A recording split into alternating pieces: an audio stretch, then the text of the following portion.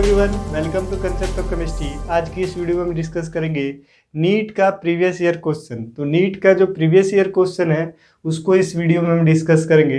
तो पहला क्वेश्चन है, सर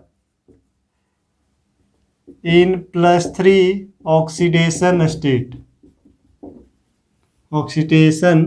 स्टेट इज, ये जिपमर 2015 का क्वेश्चन है।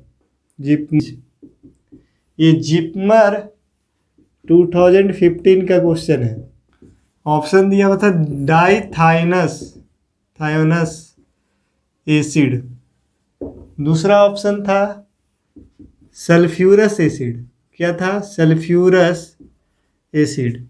थर्ड था पायरोसल्फ्यूरिक एसिड। और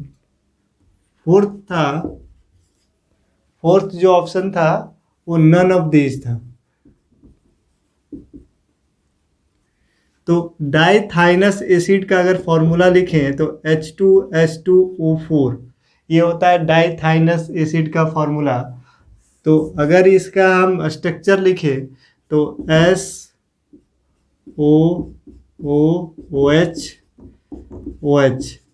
अब यहाँ पे इसका ऑक्सीडेशन स्टेट निकाल सकते हैं। स्टेट इसका यहाँ पे +3, यहाँ पे +3, या फिर इसको हम ऐसे भी निकाल सकते हैं +1 × 2 + 2x -2 × 4 = 0। तो 2x = +6, x = +3। तो यहाँ पे जो सल्फर का ऑक्सीडेशन स्टेट क्या है? +3 है। तो इसका करेक्ट ऑप्शन क्या होगा? यही होगा इसका करेक्ट ऑप्शन। लेकिन सबको चेक कर लेते हैं। सल्फ्यूरस एसिड, तो सल्फ्यूरस एसिड क्या होता है? H2SO3, इसको बोलते हैं सल्फ्यूरस एसिड। और अगर इसका निकालें तो +1 × 2 + x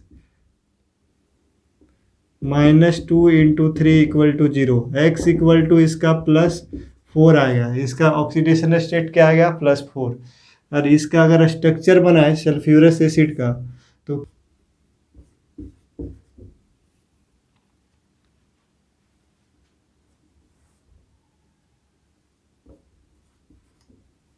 ये सल्फ्यूरस एसिड का स्ट्रक्चर है। थर्ड है पायरोसल्फ्यूरिक एसिड। तो पायरोसल्फ्यूरिक एसिड का क्या होता है? H2H2O7। इसका अगर निकालें तो +1 × 2 + 2x = -2 × 7 = 14। x = इसका +6 ऑक्सीडेशन स्टेट आएगा। तो इसका इसका अगर स्ट्रक्चर बनाए तो पायरोसल्फ्यूरिक एसिड का स्ट्रक्चर होता है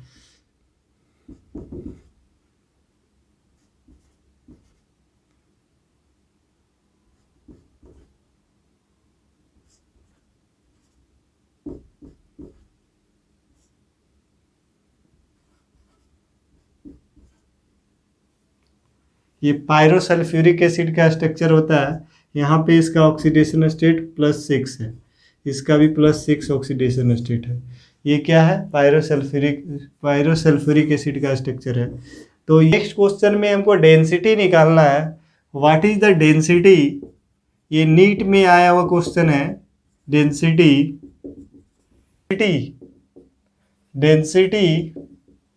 of N2 gas at 227 degree Celsius and 5 atm pressure. तो हमको क्या निकालना है? इसका डेंसिटी कैलकुलेट करना है। और ऑप्शन दिया हुआ था 3.4 ग्राम पर ml, 2 ग्राम पर ml। थर्ड था 4 ग्राम पर ml, 0.29 ग्राम पर ml। तो डेंसिटी कैलकुलेट करना है। तो कैसे कैलकुलेट करेंगे? तो आइडियल गैस इक्वेशन से क्या होता है, आइडियल गैस इक्वेशन क्या होता है, पीवी इजकल टू एनआरटी होता है। क्या होता है, पीवी इजकल टू एनआरटी। ये रिलेशन हमको यहाँ पे डिराइव करना होगा, उसके बाद उसमें पुट करना होगा। तो आइडियल गैस इक्वेशन से क्या होता है, पीवी इजकल टू एनआरटी। तो यहाँ पे हम इसको रीअरेंज करके लिख सकते हैं, P equal to n by V R T. ये क्या हो गया, ये हो गया P equal pressure equal to, इसको और नंबर ऑफ मोल को हम लिख सकते हैं given weight by molecular weight. तो इसको हम लिख सकते हैं W by M V R T, ये लिख सकते हैं। अब यहाँ पे V को हम लिख सकते हैं, W बाय V को हम क्या लिख सकते हैं, डेंसिटी। ये क्या होता है, डेंसिटी। तो यहाँ पे D by M R T, ये क्या हो गया, ये pressure equal to D by M R T, या इसको P M equal to D R T.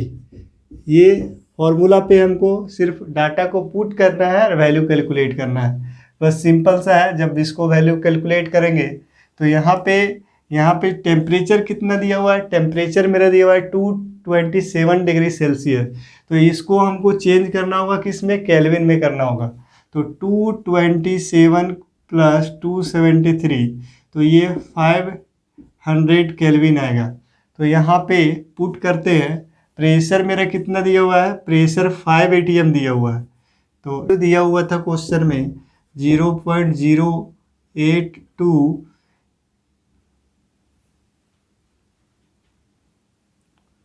Litre ATM kelvin inverse mole inverse, ये दिया हुआ था। तो बस फॉर्मूला पे हमको पुट करना है और वैल्यू कैलकुलेट करना है। तो सिंपल सा क्वेश्चन था। तो इसका वैल्यू क्या आएगा, इसका वैल्यू ये होगा 3.4 ग्राम पर ml, ये इसका डेंसिटी होगा। क्वेश्चन है which of the following which among the given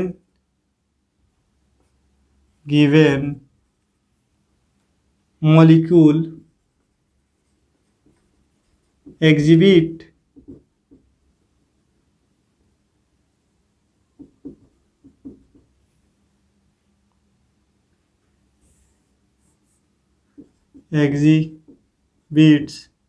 exhibits tautomerism। तो कौन सा इसमें टॉटोमरिज्म शो करेगा, ऑप्शन दिया हुआ था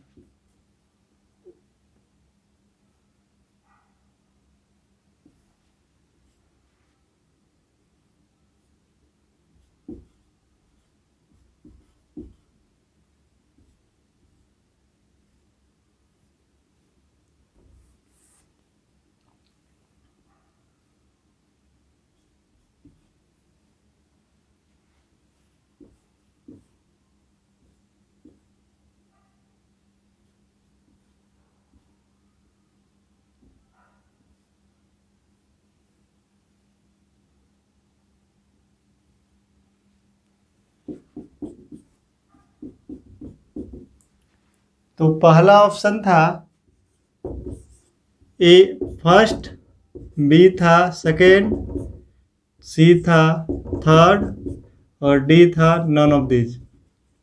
ये क्वेश्चन टॉटोमरिज्म का क्वेश्चन है। तो टॉटोमरिज्म के लिए अल्फा हाइड्रोजन होना है, अल्फा हाइड्रोजन प्रेजेंट होना चाहिए। टॉटोमरिज्म के लिए क्या होना चाहिए, अल्फा हाइड्रोजन प्रेजेंट होना चाहिए। तो ब्रेड्स रूल के अनुसार जो ब्रिज पोजीशन में इनोलिक फॉर्म लेस स्टेबल होता है, यहाँ पे डबल बॉन्ड नहीं बन सकता है, क्योंकि ये ब्रिज पोजीशन है, ये हाईली स्ट्रेन है, इसलिए यहाँ पे ये इसका इनोलिक फॉर्म नहीं बन सकता है। यहाँ पे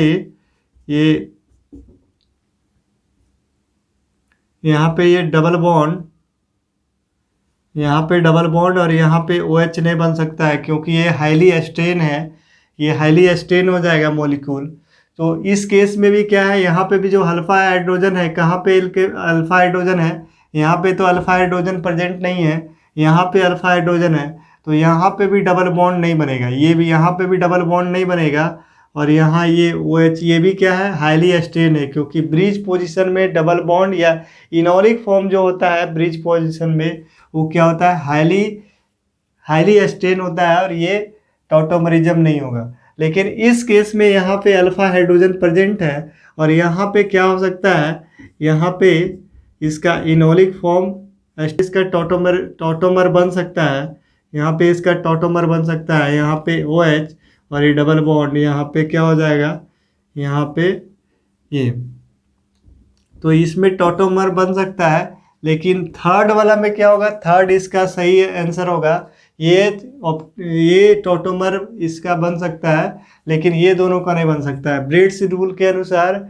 जो ब्रिज कार्बन पर डबल बॉन्ड या इनोलिक फॉर्म उसका स्टेबल नहीं होता है, ये हाईली स्ट्रेन होता है, इसकी वजह से यहाँ पे ये टॉटोमरिज्म शो नहीं करेगा। लेकिन यहाँ पे टॉटोमरिज्म शो करेगा क्योंकि ये ब्रिज पोजीशन में इसका, यहाँ पे ब्रिज पोजीशन में डबल बॉन्ड नहीं बन रहा है।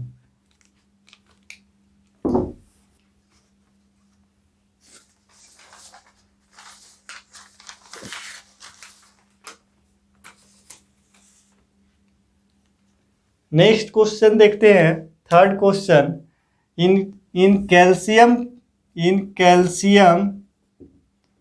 Fluoride having the fluoride structure,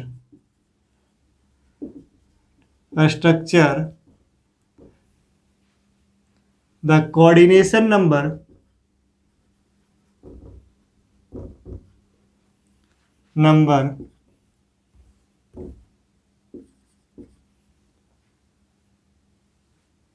for calcium ion Ca2 plus and fluoride ions F minus are, पहला है ऑप्शन 4 and 2, सेकेंड है 6 and 8, थर्ड है 8 and 4 और फोर्थ जो है 4 and 8। तो जो फ्लोराइड स्ट्रक्चर होता है किसका, CaF2 जो होता है इसमें क्या है, कैल्शियम फ्लोराइड में ये फ्लोराइड टाइप का क्रिस्टल है। कैसा क्रिस्टल है ये, फ्लोराइड टाइप का क्रिस्टल है। इसमें जो कोऑर्डिनेशन नंबर होगा, कैल्शियम का कोऑर्डिनेशन नंबर कितना होगा, तो कैल्शियम का कोऑर्डिनेशन नंबर कितना होगा, 8। कैल्शियम 8 फ्लोराइड आयन से सराउंड होगा इस फ्लोराइड स्ट्रक्चर में। लेकिन फ्लोराइड का कोऑर्डिनेशन नंबर कितना होगा, 4। फ्लोराइड का कोऑर्डिनेशन कितना होगा, 4। ये 4, इसका कोऑर्डिनेशन नंबर कितना होगा, 4। तो इसका जो करेक्ट ऑप्शन है, तो 8 and 4 इसका करेक्ट ऑप्शन है। तो यहाँ पे डायग्राम में आपको दिख रहा होगा, तो डायग्राम से भी आप देख करके बता सकते हैं जो कितना इसका कोऑर्डिनेशन नंबर होगा। नेक्स्ट क्वेश्चन देखते हैं, a metal crystallises with the face centre cubic lattice, the edge length of the cell is 408 picometer, the diameter of the metal atom, तो डायमीटर कैलकुलेट करना है हमको। ये AIPMT में क्वेश्चन आया हुआ था, फेस सेंटर्ड क्यूबिक लैटिस। तो फेस सेंटर क्यूबिक लैटिस में 4R इक्वल टू √2a, तो हम लिख सकते हैं R equal to √2a/4, R equal to a/2√2। तो यहाँ पे एज लेंथ मेरा दिया हुआ है, कितना दिया हुआ है, एज लेंथ दिया हुआ है 408।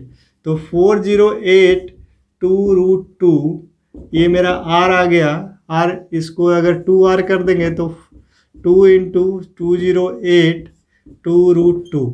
तो इसको जब सॉल्व करेंगे तो ये आएगा 288 पिकोमीटर। तो मेरा डायमीटर कितना हो गया, डायमीटर मेरा कितना हो गया 288 पिकोमीटर।